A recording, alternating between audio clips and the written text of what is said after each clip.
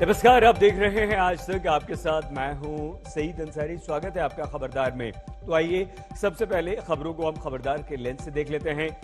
4 दिन खुलेआम घूमने, 2 दिन फरार रहने के बाद आज 7वें दिन लखीमपुर हत्याकांड में हत्या के आरोपी मंत्रिपुत्र आशीष मिश्र ने क्राइम ब्रांच के सामने सरेंडर किया। अब किसी भी समय आशीष की गिरफ्तारी हो सकती है, क्योंकि क्राइम ब्रांच की मैराथन पूछताछ में आशीष ने अपनी बेगुनाही सिद्ध करने के लिए जो सबूत दिए वो सभी एक एक करके खारिज हुए। क्राइम ब्रांच के अधिकारी अभी भी केंद्रीय मंत्री अजय मिश्र के बेटे से पूछताछ कर रहे हैं और अब आशीष की गिरफ्तारी पक्की मानी जा रही है। आरोपी आशीष के सरेंडर के बाद अब एक सवाल यह उठता है कि क्या अजय मिश्र के मंत्री रहते उनके बेटे के विरुद्ध निष्पक्ष जांच हो सकती है। विपक्ष इस प्रश्न के तीर चला रहा है, लेकिन मंत्री जी की सेहत पर कोई असर नहीं। वो अभी भी आश्वस्त हैं कि लखीमपुर कांड में उनकी और उनके बेटे की कोई हिस्सेदारी और जिम्मेदारी नहीं, इसलिए वो इस्तीफा बिल्कुल नहीं देंगे। तो खबरदार में हम मंत्री जी के इस कॉन्फिडेंस के कारण को समझने की भी कोशिश करेंगे। लखीमपुर के बाद हम आपको लेकर चलेंगे मुंबई, जहां आर्यन ड्रग्स केस में 2 समांतर जांच चल रही है। एक जांच नारकोटिक कंट्रोल्स ब्यूरो यानी कि एनसीबी कर रहा है और एक जांच नेशनलिस्ट कांग्रेस पार्टी यानी कि एनसीपी कर रही है। एनसीबी की जांच ड्रग केस में शाहरुख खान के बेटे आर्यन की मिलीभगत से उजागर करने में जुड़ी है, तो एनसीपी की जांच एनसीबी की क्रूज पार्टी में बीजेपी नेताओं की मिलीभगत को उजागर करने से जुड़ी है। इन दोनों की ताजा इन्वेस्टिगेशन रिपोर्ट आज हम आपके सामने पेश करेंगे। तो खबरदार की शुरुआत लखीमपुर केस में आरोपी आशीष से अभी जारी पूछताछ की ब्रेकिंग न्यूज से हम कर रहे हैं। आशीष क्राइम ब्रांच के ऑफिस में मौजूद है। करीब 10 घंटे हो चुके हैं, पूछताछ चल रही है। आशीष आज सुबह 10:40 पर क्राइम ब्रांच के दफ्तर पहुंचा और अभी भी क्राइम ब्रांच के ऑफिस के अंदर मौजूद है। आज तक को मिली जानकारी के अनुसार आशीष से अब तक 40 से ज्यादा सवाल पूछे गए। सूत्रों से यह भी खबर हमें मिली है कि पूछताछ के बाद आशीष की गिरफ्तारी हो सकती है और ये गिरफ्तारी किसी भी समय हो सकती है। आइए हम आपको सीधे लिए चलते हैं इस वक्त लखीमपुर खीरी क्राइम ब्रांच के दफ्तर के बाहर मौजूद हमारे संवाददाता संतोष शर्मा के पास। संतोष, 10:40 पर आशीष पहुंचा, तब से पूछताछ चल रही है। क्या खबर है और इसकी कितनी संभावना कि आशीष को संतोष गिरफ्तार किया जा सकता है? देखिए, 11 घंटे होने को हैं। 10:40 पर आशीष यहाँ आया था और 9:40 रात के होने वाले हैं, यानी करीब 11 घंटे हो चुके हैं। और आशीष से लगातार लखीमपुर की इसी क्राइम ब्रांच के दफ्तर में मैं दिखाऊं कि अभी इसी क्राइम ब्रांच के अंदर पूरी टीम मौजूद है और वहाँ पे अधिकारी लगातार उससे पूछताछ कर रहे हैं। जो सबसे बड़ा सवाल जिस पे आशीष से पूछताछ हो रही है वो हो रही है कि 2:36 से लेकर 3:30 बजे के बीच में आशीष कहाँ थे, क्योंकि उनके द्वारा जो वीडियो दिए गए वो इस बात की तो पुष्टि कर रहे हैं कि वो कार्यक्रम स्थल पर थे, लेकिन जिस वक्त ये घटना हुई, जिस वक्त ये तिकुनिया में हिंसा हुई, उस वक्त यानी 2:36 से लेकर 3:30 बजे का वक्त आशीष कहाँ थे, आशीष उस कार्यक्रम स्थल पर मौजूद थे, इसका अभी तक कोई सबूत आशीष नहीं दे पाए। उनका मोबाइल जो है वो जब्त कर लिया गया। उनके जो फॉरवर्डेड जो मोबाइल में जो वीडियोस मिले हैं उन वीडियोस की भी जांच करवाई जा रही है। दरअसल जो वीडियोस आशीष ने क्राइम ब्रांच को दिए हैं वो फॉरवर्डेड वीडियो, यानी वो किस वक्त रिकॉर्ड हुए थे वो अभी प्रारंभिक जांच में नहीं निकल पाए हैं। हालांकि आशीष ने ये कहीं पर भी अभी तक करीब 11 घंटे की पूछताछ हो चुकी है, लेकिन एक बार भी नहीं कबूला है कि वो घटना स्थल पर मौजूद थे। लेकिन इस सवाल पर आशीष अभी अटके हुए हैं कि 2:36 से लेकर 3:30 बजे के बीच में आशीष कार्यक्रम स्थल पर मौजूद थे। इसका कोई सबूत उनके पास नहीं है। वो कार्यक्रम स्थल पर मौजूद नहीं रहे, वो कहाँ चले गए, इस बात का कोई जवाब नहीं दे पा रहे हैं आशीष। यही बात एक सबसे बड़ी, इनको पूरी इंट्रोगेशन में करीब 11 घंटे होने को आ रहे हैं, जिस पर आशीष की मुश्किलें बढ़ सकती हैं। करीब उनके वकील भी अंदर हैं जो, और उनके साथ सांसद पिता के प्रतिनिधि हैं वो भी अंदर हैं। तो लगातार जो आशीष की पूछताछ की जा रही है उस पूछताछ में इसी बात की पुष्टि की जा रही है कि उनके जो वीडियोस हैं, उनके जो तर्क हैं वो अलग है, लेकिन उस वक्त जिस वक्त हिंसा हुई उस वक्त वो कहाँ थे, इस बात को लेकर के अभी सवाल मुतमईन नहीं हो पाई है क्राइम ब्रांच। तो लगातार उनसे पूछताछ की जा रही है।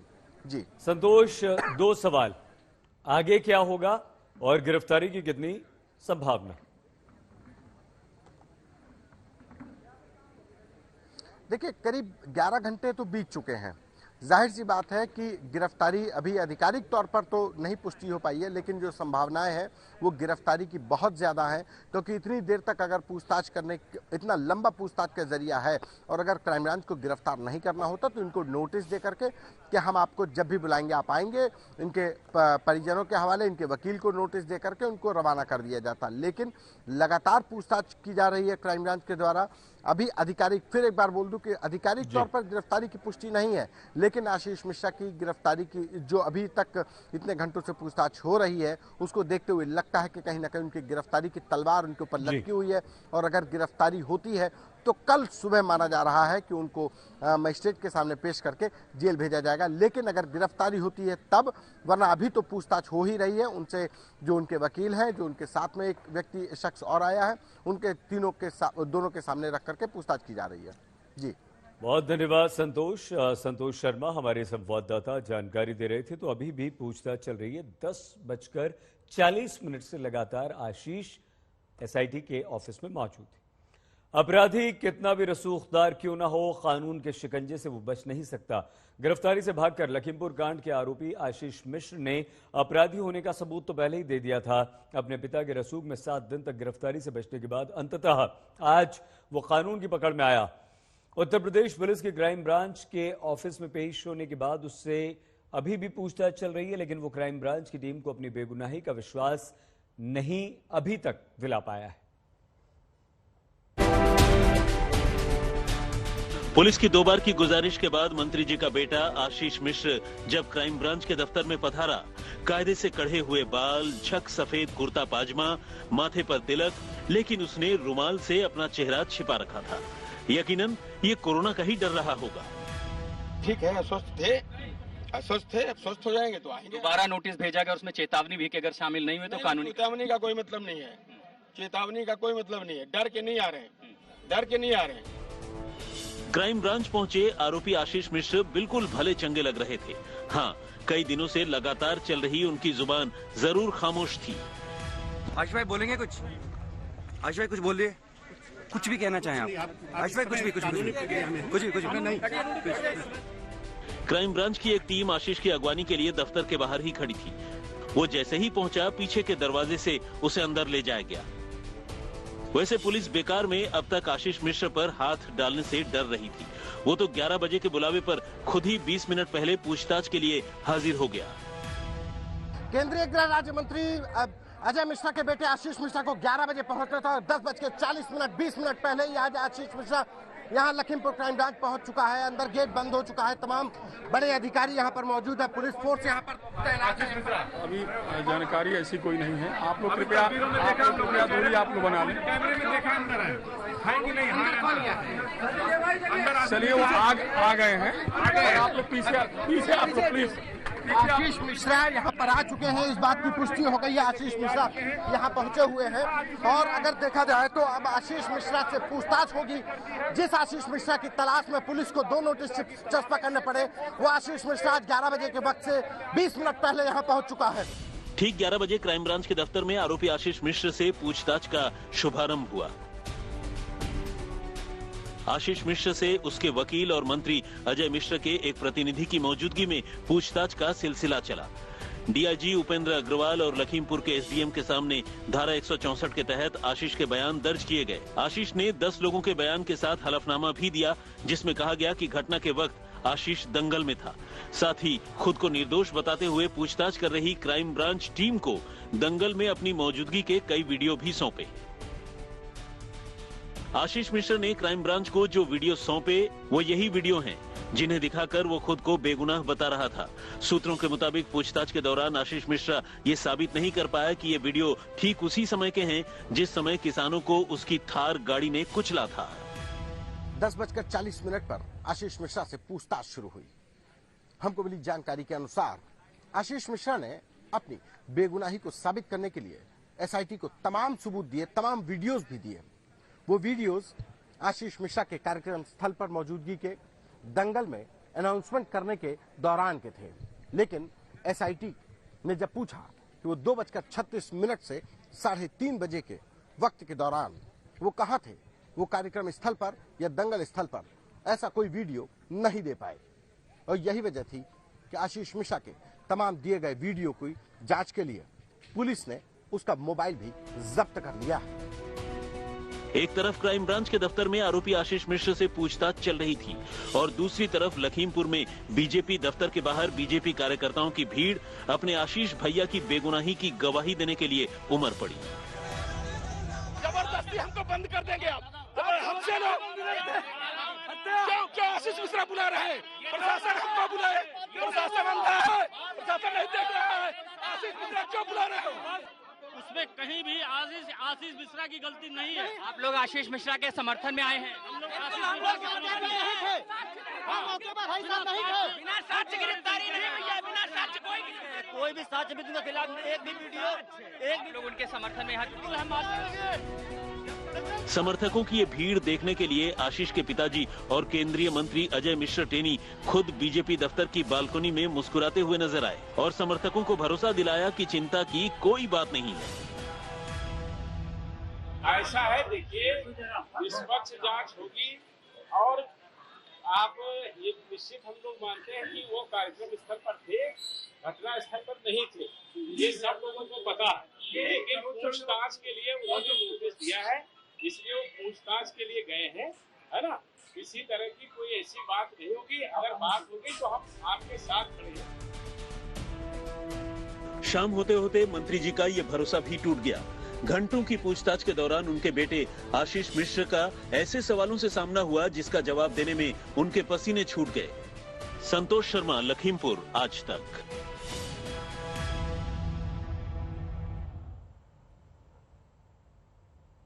तेज रफ्तार गाड़ियों के पहिए तले किसान प्रदर्शनकारियों को कुचल दिया जाए और वो भी हमारे देश के केंद्रीय गृह राज्य मंत्री के गृहनगर में, और आरोप हो तो उन्हीं मंत्री जी के बेटे पर। तो क्या बेटे को बचाने के अलावा मंत्री जी की कोई और जिम्मेदारी नहीं बनती? अब से थोड़ी देर से ही लेकिन मंत्री अजय मिश्र के बेटे आशीष के विरुद्ध तो कानून ने अपना एक्शन लिया, लेकिन क्या मंत्री जी पर भी कोई एक्शन लिया जाएगा? क्या वो इस्तीफा देंगे? फिलहाल मंत्री जी के इस्तीफे की चर्चा सिर्फ विपक्ष कर रहा है, लेकिन दिल्ली में माहौल अभी भी मंत्री जी के पक्ष में ही बना हुआ है।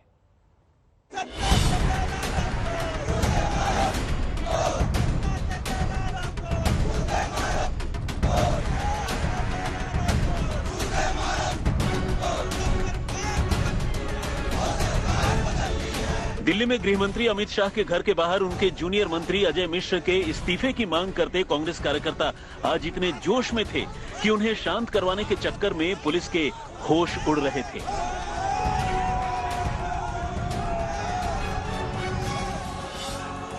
जब तक अजय मिश्रा का इस्तीफा नहीं होगा तब तक लड़ने का काम करेंगे।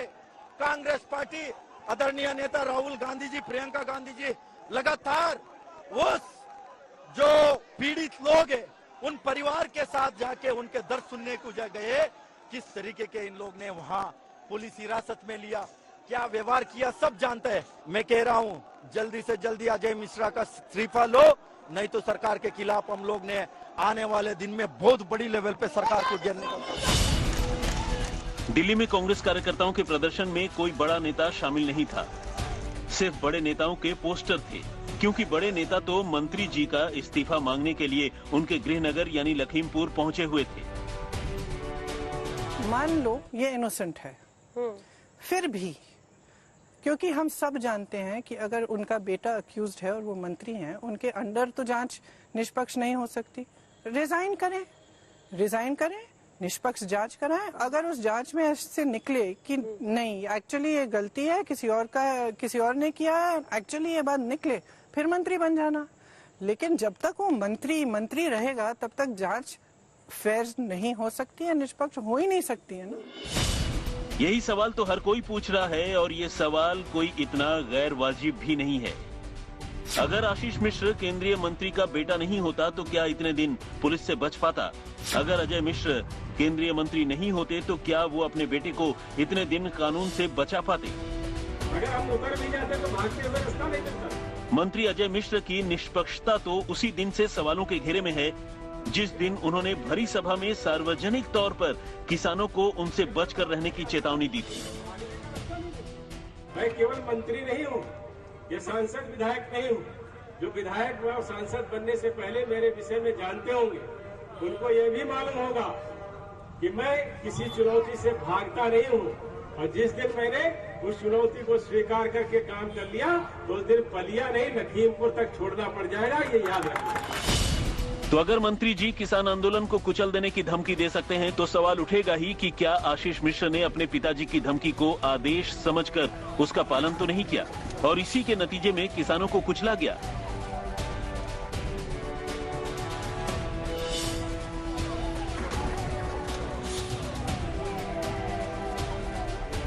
सरकार अभी भी सो रही है, सरकार अभी भी बचाना चाहती है। गृह राज्य मंत्री उनका स्टेटमेंट ये आना कि मैं मंत्री तो हूं, सांसद भी रहा हूं, विधायक भी रहा हूं, लेकिन मैं कुछ और भी हूं, धमकी देना उन लोगों को। और जिन परिवारों से मिला हूं, सब परिवारों ने यह कहा कि जब तक गृह राज्य मंत्री रहेंगे तब तक न्याय मिल पाना मुश्किल है। जो होम मिनिस्टर है उसके खिलाफ कौन चला जाएगा? उसका इस्तीफा, उसकी गिरफ्तारी, 120B का दोषी गृह राज्य मंत्री नहीं रह सकता। जब तक वे गिरफ्तार होकर जेल में जाके बापू बेटा,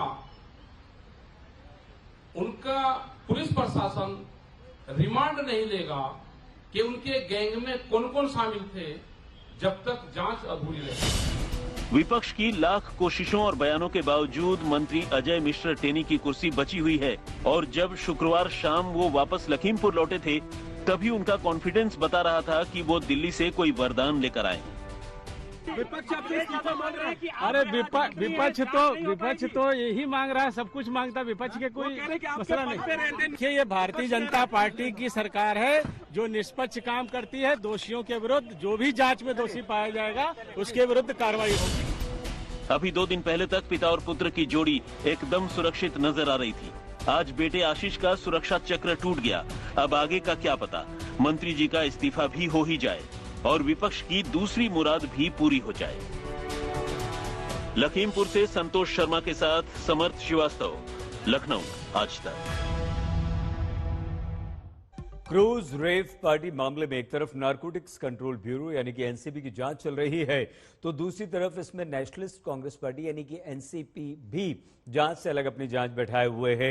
एक तरफ एनसीबी अधिकारी कभी फिल्म निर्माता इम्तियाज खत्री के घर पर छापा मारते हैं तो कभी शाहरुख के ड्राइवर से पूछताछ कर रहे हैं, तो वहीं दूसरी तरफ एनसीपी नेता नवाब मलिक ने क्रूज शिप पर की गई छापेमारी पर सवाल खड़े कर दिए और कहा कि वो फर्जी है।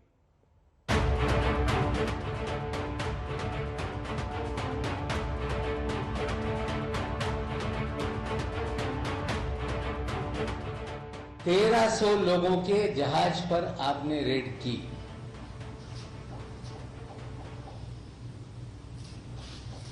रेड आपकी 12 घंटे तक चली। उसमें आपने 11 लोगों को सिलेक्ट करके आपने डिटेन किया। डिटेन करने के बाद आपने इन सभी लोगों को एनसीबी के कार्यालय में पूछताछ के लिए लाया। 1300 लोगों की पार्टी,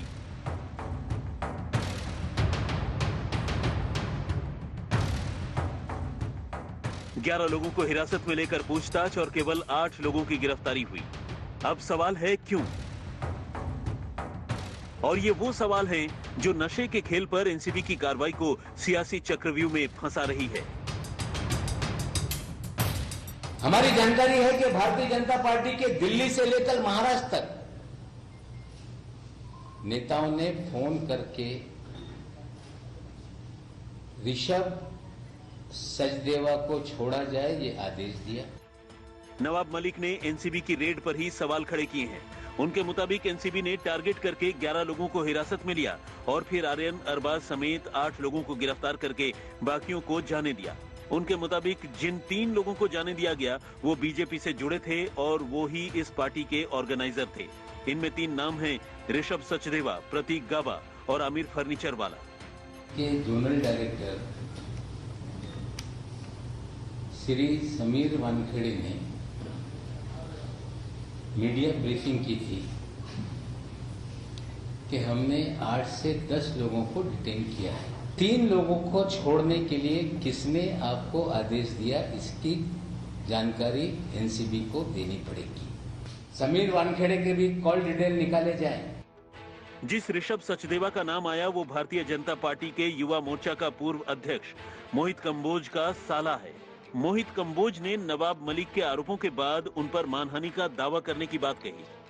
देखिए ऐसा है, नवाब मलिक जी ने खुद का ऑफिस, खुद की चेयर यूज करते हुए एज ए महाराष्ट्र के कैबिनेट मिनिस्टर के रूप में झूठे आरोप एक लड़के के ऊपर लगाए। अगर कोई भी आदमी किसी भी पार्टी में या कोई भी इवेंट जो एक मुंबई स्तर पे ऑर्गेनाइज हुआ वहां पे गया था, वहां पे किसी भी एजेंसी ने कोई भी कार्रवाई की एज अ सिटीजन और as a law abiding citizen, उसने उस कार्रवाई को सपोर्ट किया। एनसीबी वालों ने उसको बोला कि आप चलिए साथ में, क्योंकि ये ग्रुप को पूरे 20-25 लोगों को साथ में लेके वो ऑफिस जा रहे थे। जिन लोगों का नाम नवाब मलिक ने अपने प्रेस कॉन्फ्रेंस में लिया, आज तक ने उनसे संपर्क करने की कोशिश की। सबसे पहले हमने आमिर फर्नीचर वाला से फोन पर बात करनी चाहिए। Aamir, this is Saurabh from India today app sir. Hello, yes Saurabh from India today app sir. Hello hello hello, कौन बोल रहे हैं? सौरभ बात कर रहा हूँ आज तक से। क्या? आज तक इंडिया टुडे से। Regarding Aamir, there is a serious allegation this NCP is saying that आपने आर्यन खान को वो क्रूज पार्टी पर बुलाया। नहीं सर, प्लीज कॉल मत करिए यार। आमिर ने इन आरोपों को आधारहीन बताकर बात करने से ही इनकार कर दिया। हमने इसके बाद प्रतीक गाबा को फोन मिलाया। हमने इस मामले में उनका पक्ष भी जानना चाहा। Pratik, hi, this is Saurabh from India today sir. Pratik, दोनों ही लोगों ने इस मामले में एनसीबी के आरोपों का जवाब देने से मना कर दिया। नवाब मलिक के आरोपों के बाद इस मामले में एनसीबी ने एक प्रेस कॉन्फ्रेंस की और छापेमारी के दिन की कुछ खास डिटेल्स दी। कुल 14 लोगों को एनसीबी के ऑफिस में उस दिन लाया गया था।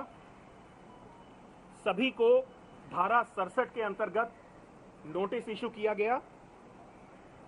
सभी को थॉरोली एग्जामिनेशन किया गया और उनके स्टेटमेंट रिकॉर्ड किए गए। इस सारी प्रक्रिया के बाद उन 14 व्यक्तियों में से 8 के खिलाफ सबूतों के आधार पर उन्हें गिरफ्तार किया गया और 6 लोगों को सबूतों के अभाव में छोड़ा गया। नवाब मलिक ने बीजेपी पर गंभीर आरोप लगाए तो इस पर बीजेपी नेता किरीट सोमैया ने नवाब मलिक के नशे के कारोबारियों को बचाने का आरोप लगाया। को बीजेपी के साथ में जो झगड़ा है हमसे निपटाइए। आप प्रशासन को एक एक अधिकारी को, फिर वो समीर वानखेड़े हो या कोई ईडी का ऑफिसर हो, उसके ऊपर इस प्रकार से गंदे आरोप करके आप उनको डिस्टर्ब करना चाहते हो क्या कि घोटालेबाज अनिल देशमुख भाग जाए, परमवीर सिंह गायब हो जाए और ये जो ड्रग कार्टेल है उनको बचाना चाहते हो। आर्यन खान समेत 8 लोगों की जमानत के लिए कल काफी कोशिश हुई लेकिन जमानत नहीं मिल सकी। अब सोमवार को एक बार फिर जमानत की कोशिश होगी। तब तक आर्यन खान को आर्थर रोड जेल में ही रातें बितानी होंगी। कमलेश सुतार, मुंबई, आज तक। इस मामले में अब फिल्म अभिनेता शाहरुख खान के ड्राइवर से भी पूछताछ की जा रही है। दरअसल आर्यन खान, अरबाज मर्चेंट और प्रतीक गाबा एक ही कार से पार्टी के लिए निकले थे और इस कार को शाहरुख खान का ड्राइवर राजेश मिश्र चला रहा था। शक यह भी जताया जा रहा है कि आर्यन ने कार में ही ड्रग्स ली थी, यानी कि सेवन किया था। फिलहाल आर्यन सोमवार तक आर्थर रोड जेल में ही रहेगा। सोमवार को उसकी जमानत की फिर से कोशिश की जाएगी।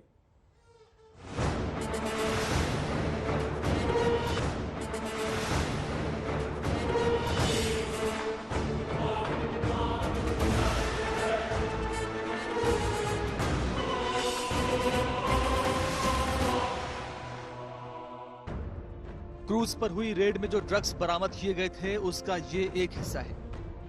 रेव पार्टी में इस्तेमाल में लाई गई ड्रग्स का ये वो हिस्सा है जिसे एनसीबी ने बरामद किया था और इसी आधार पर माना गया कि जिस पार्टी में आर्यन खान मौजूद थे वहां पर ड्रग्स ली जा रही थी। शाहरुख खान के बेटे आर्यन खान की पिछली रात भी जेल में कटी और अगली 2 रातें भी जेल में कटेंगी। कल गौरी खान का जन्मदिन था और हर साल की तरह इस साल पार्टी नहीं हुई क्योंकि बेटा आर्यन खान जेल की रोटी खा रहा था। शुक्रवार को जमानत को लेकर घंटों बहस हुई लेकिन मेट्रोपॉलिटन कोर्ट ने आर्यन खान की जमानत अर्जी खारिज कर दी। आप देख पा रहे हैं कि जो आर्यन खान है उसको लाया जा चुका है इस गाड़ी में। ये मुंबई पुलिस की गाड़ी है। यहाँ पर ऑथर रोड जेल पहुंच चुके हैं। हम आपको दिखाना चाहेंगे जो आर्यन खान है, यहाँ पर शाहरुख खान के बेटे हैं आर्यन खान, इसको लाया गया यहाँ पर और ऑथर रोड जेल में अब ले जाया जा रहा है। शाहरुख खान के बेटे आर्यन खान को कल ही न्यायिक हिरासत में भेजा गया था और ये देख पा रहे हैं पीछे गाड़ी की तरफ आर्यन खान बैठे हुए हैं और सीधा ये गाड़ी ऑथर रोड जेल की तरफ अंदर दाखिल हो रही है। अभी तक आर्यन के ड्रग्स सेवन को लेकर कई सवाल खड़े हो रहे थे, लेकिन आज तक के पास इस केस में एनसीबी के पंचनामे की एक कॉपी है जिसमें एनसीबी ने दावा किया है कि अरबाज ने आर्यन के साथ ड्रग्स ली थी। इस रिपोर्ट में यह भी कहा गया है कि अरबाज मर्चेंट ने अपने जूते से चरस की पुड़िया निकालकर एनसीबी अधिकारियों को दी थी। इस वक्त हम बांद्रा इलाके में मौजूद हैं और नारकोटिक्स कंट्रोल ब्यूरो की टीम लगातार यहां पर रेड कर रही है। दरअसल इम्तियाज खत्री नाम का एक शख्स है जो बांद्रा इलाके का बड़ा बिल्डर है, फिल्म प्रोड्यूसर भी है, बॉलीवुड के बड़े बड़े सितारों से उसके लिंक हैं। उसके इस ठिकाने पर नारकोटिक्स कंट्रोल ब्यूरो की टीम देर रात से ही रेड कर रही है।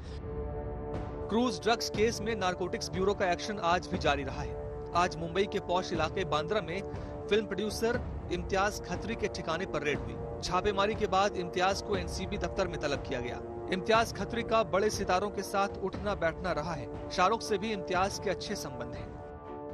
ये बांद्रा का घर है और यहाँ पर इसी गाड़ी से नारकोटिक्स कंट्रोल ब्यूरो के तमाम जो ऑफिशियल थे वो यहाँ पर आए थे और फिलहाल की अगर बात करें तो अभी भी रेड लगा था। सर अभी भी अंदर है ऑफिशियल से? तो आप देख पा रहे हैं यहाँ पर जो तमाम ऑफिशियल हैं नारकोटिक्स कंट्रोल ब्यूरो के, ये गाड़ी यहाँ से निकल रही है। कल देर रात ही नारकोटिक्स कंट्रोल ब्यूरो की टीम इम्तियाज खत्री के घर के अंदर दाखिल हुई थी। अभी भी कुछ अफसर, ऐसा बताया जा रहा है कि कुछ अफसर एनसीबी के वो घर के अंदर हो सकते हैं।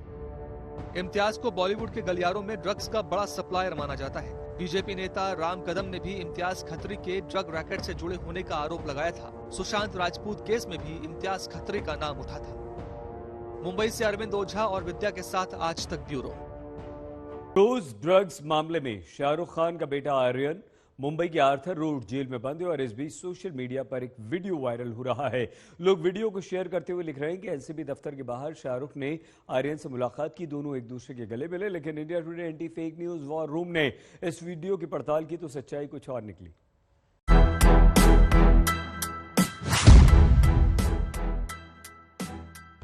बॉलीवुड एक्टर शाहरुख खान के बेटे आर्यन खान ड्रग्स मामले के चलते जेल में हैं। 8 अक्टूबर को कोर्ट ने उनकी जमानत याचिका खारिज कर दी। मीडिया रिपोर्ट्स के मुताबिक आर्यन फिलहाल मुंबई की आर्थर रोड जेल में कोविड प्रोटोकॉल के तहत 3 से 5 दिनों तक रहेंगे। नारकोटिक्स कंट्रोल ब्यूरो ने 3 अक्टूबर 2021 को मुंबई के समुद्र तट पर एक क्रूज शिप में ड्रग्स पार्टी की सूचना पर छापेमारी की थी। उसी दौरान आर्यन को गिरफ्तार किया गया था। इस मामले को ध्यान में रखते हुए सोशल मीडिया पर अब एक वीडियो वायरल हो रहा है जिसमें 2 लोग बड़ी गर्मजोशी से एक दूसरे को गले लगाते दिख रहे हैं। उनमें से एक शख्स शाहरुख खान से काफी मिलता जुलता दिख रहा है। ऐसा कहा जा रहा है कि यह हाल फिलहाल का वीडियो है और इसमें दिख रहे लोग शाहरुख खान और आर्यन खान हैं। एक ट्विटर यूजर ने वीडियो को शेयर करते हुए लिखा, शाहरुख आर्यन खान से मिले। इंडिया टुडे के anti fake news war room ने पाया कि ये वीडियो शाहरुख खान और उनके बेटे का नहीं है। वीडियो में दिख रहे लोगों का नाम इब्राहिम कादरी और गुफरान रूमी है। इब्राहिम कादरी गुजरात के हैं जो कि शाहरुख खान जैसे दिखते हैं, वहीं गुफरान इब्राहिम के दोस्त हैं।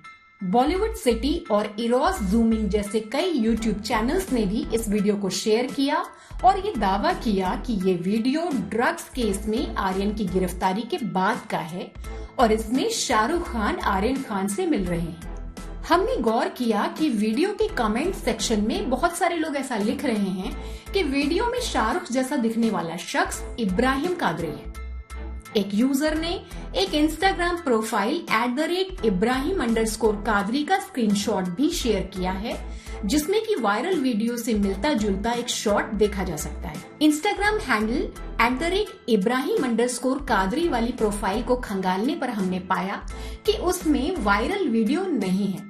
हमने इब्राहिम कादरी से संपर्क किया। उन्होंने हमें बताया कि इब्राहिम कादरी हैंडल वाला अकाउंट उन्हीं का है। उन्होंने 7 अक्टूबर 2021 को वायरल वीडियो पोस्ट किया था। उन्होंने ये भी बताया कि वायरल वीडियो में वो अपने दोस्त गुफरान रूमी के साथ हैं। गुजरात के रहने वाले इब्राहिम सोशल मीडिया इन्फ्लुएंसर हैं। उन्होंने बताया कि वीडियो वायरल होने के बाद शाहरुख के फैंस उन्हें ट्रोल करने लगे और इसीलिए उन्होंने वीडियो डिलीट कर दिया। इब्राहिम ने बताया, ये वीडियो कुछ दिन पहले गुजरात में शूट किया गया था। मेरा मकसद किसी का मजाक उड़ाना नहीं था। मैं एक साधारण एंटरटेनर हूँ, लेकिन जब मैंने देखा कि कई लोग मेरे वीडियो को गलत तरीके से पेश कर रहे हैं, तो मैंने तुरंत इसे डिलीट कर दिया। बतौर प्रशंसक मैं शाहरुख खान को बहुत पसंद करता हूँ। मैं ऐसा कुछ क्यों करूंगा जो उनके खिलाफ जाए।